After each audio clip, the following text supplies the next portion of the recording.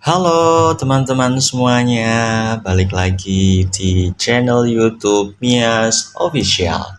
Baik, pada kesempatan kali ini Mias Official akan menghadirkan konten-konten yang berbeda dengan konten-konten sebelumnya. Konten kali ini Mias Official akan membahas tentang uji kompetensi nasional untuk tenaga kesehatan atau yang biasa kita sebut dengan UKOM. Sebelum kita lanjut pembahasannya, kita harus tahu dulu nih, apa sih uji kompetensi nasional? Uji kompetensi nasional atau biasa sering disebut dengan UKOM merupakan hal yang mungkin terdengar seram bagi sebagian mahasiswa perawatan nih. Ujian ini bagaikan momok yang menakutkan, padahal tidak. Mahasiswa D3 keperawatan ataupun professionals harus bisa menaklukkan ujian ini. Mengapa demikian? Karena jika kalian ingin menjadi perawat profesional, maka kalian harus lulus uji kompetensi nasional terlebih dahulu. Walaupun kalian rajin di kelas, sering bertanya, rajin menabung, dan kegiatan positif lainnya, tetapi jika tidak lulus UKOM, maka semuanya akan menjadi sia-sia. Tapi tentunya usaha yang baik kemungkinan besar akan berbuah hasil yang baik juga, bukan? Nah, jadi kalian harus tetap semangat dan terus belajar hingga menjadi perawat profesional. Berbicara mengenai UKOM sendiri, mungkin masih ada yang bingung, apa sih UKOM itu? Baik, dapat disimpulkan bahwa UKOM merupakan ujian yang ditujukan untuk mengetahui dan menguji pengetahuan, keterampilan, dan sikap bagi para calon perawat dalam melaksanakan tugasnya. UKOM ini dapat diikuti oleh para mahasiswa D3 keperawatan dan profesi nurse saja ya.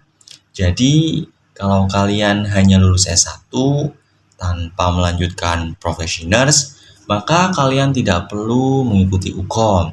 Tetapi, tidak bisa juga menjadi perawat profesional yang bekerja melayani pasien. Lalu, pertanyaannya yang selanjutnya juga dapat muncul di benak mahasiswa. Apa sih tujuan dilaksanakan UKOM ini? Padahal tidak semua mahasiswa memiliki keterampilan menjawab soal dengan baik. Nah, awal-awal perkuliahan, saya pun sempat mempertanyakan hal tersebut. Tetapi semakin ke sini, saya semakin sadar bahwa bagi tenaga kesehatan, terkhusus keperawatan, uji kompetensi ini merupakan tes yang sangat penting sekali dalam mengukur kemampuan mahasiswa. Pasalnya, dalam keperawatan, praktik itu bisa berjalan karena adanya teori. Contohnya saja dalam pemasangan NGT. Jika langkah-langkahnya salah, maka bisa berakibat fatal, bukan? Nah, disinilah tujuan dari UKOM, yaitu untuk mendapat bukti valid bahwa calon perawat ini telah kompeten dalam menjalankan tugas-tugas sebagai seorang perawat dan siap untuk bekerja nantinya. Jadi, seperti itu ya untuk urgensi dalam pelaksanaan UKOM tersebut. Hal ini hanya berdasarkan gambaran singkat dari saya saja. Jika ingin mengetahui lebih lanjut lagi tentang apa itu UKOM, teman-teman bisa baca Permendikbud nomor 2 tahun 2020 tentang tata cara pelaksanaan uji kompetensi mahasiswa bidang kesehatan.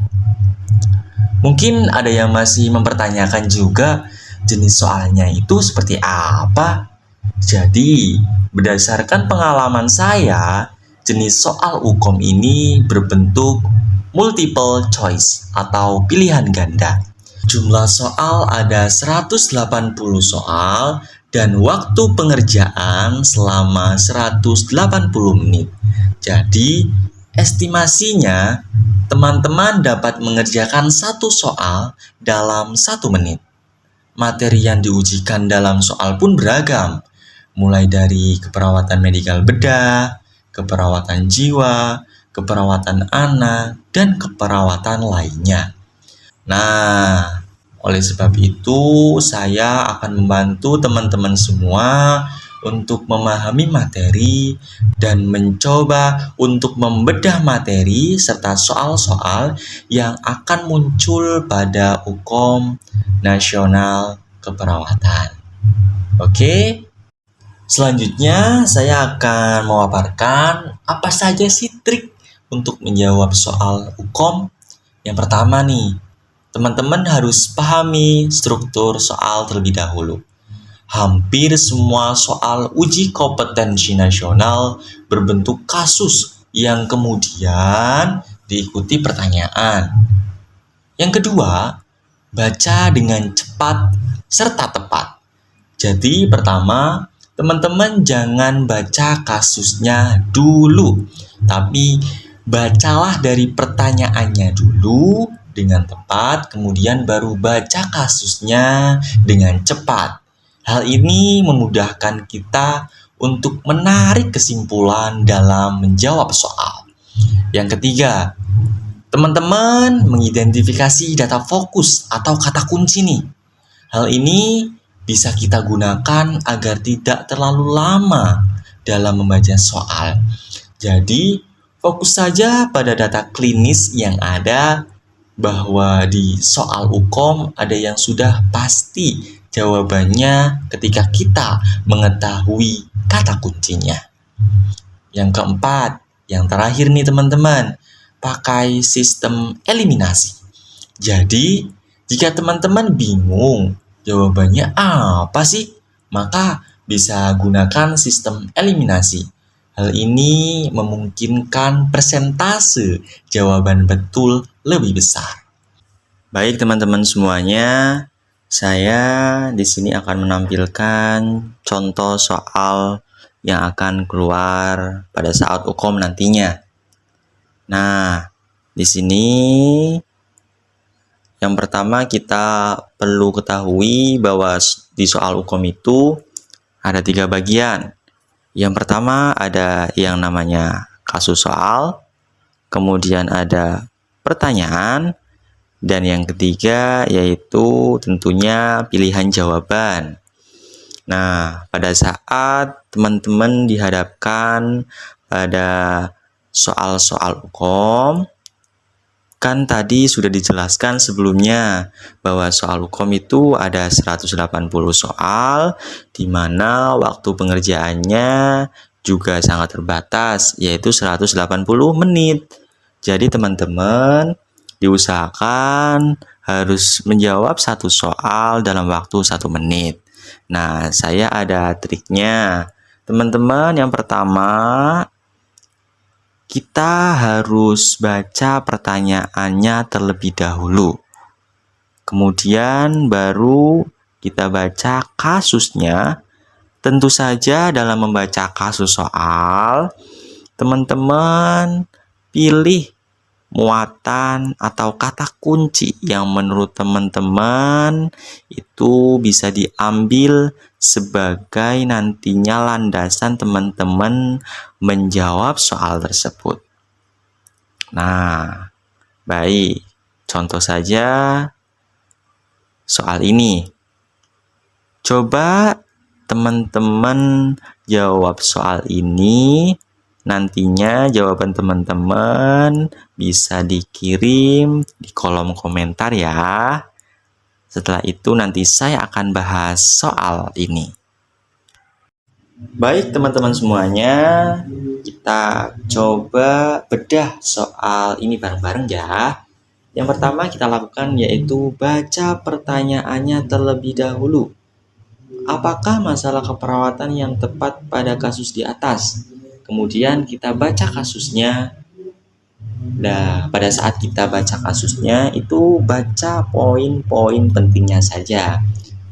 Anak perempuan usia 5 tahun di bawah IGD, keluhan 4 hari demam naik turun, mual muntah, nafsu makannya menurun, badannya lemas, diare. Frekuensinya 2 kali 24 jam.